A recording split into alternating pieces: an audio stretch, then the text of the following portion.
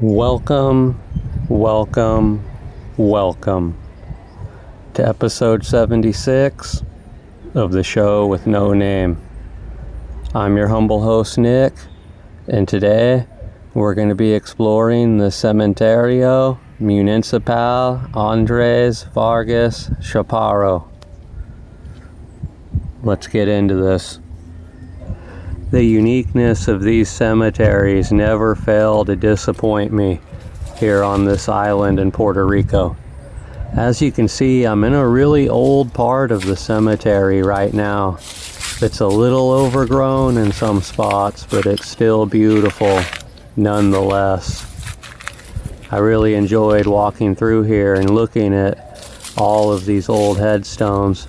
And there were a lot of different unique headstones here at this cemetery that I haven't seen before at any of the other cemeteries. Something else I really liked about this cemetery as well is how it was built on a hill, as you will soon see. It was a pretty far walk to get to the bottom down here.